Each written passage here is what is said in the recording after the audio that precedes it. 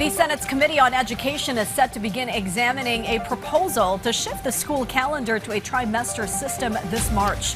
Lawmakers say the move aims to bridge learning gaps among students, but caution that careful review and consultation are essential before implementation.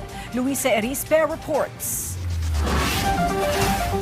The Senate Committee on Education will begin studying the proposal to adopt a trimester system for the country's school calendar this March.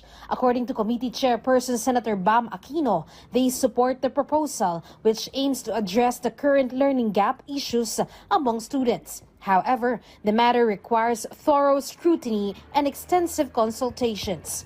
Sa dami ng class suspension, masyado na itong kumukonte at nahihirapan na rin yung mga bata at nakakadagdag ito sa ating learning gap.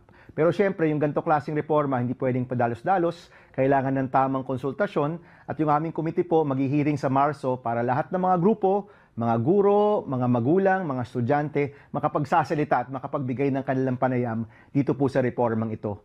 Under the proposed trimester system, if there are 201 school calendar days, these will be divided into 3 academic terms. As example stated by DepEd, if classes start in June, the first term will end in September. The second term will run from September to December, and the final term will be from January to March. There will be breaks intended for lesson planning and computing student grades. According to DepEd, if this is implemented, they will ensure a smooth execution. In fact, they are already conducting consultations regarding this matter. Meanwhile, Senator Sherwin Gatchalian also supports the proposal, but DepEd must ensure that a proper transition is in place for its implementation. It must not be forgotten that the center of these reforms should focus on the welfare of teachers and students in the country. Luisa Erispe from the National TV Network for a new and better Philippines.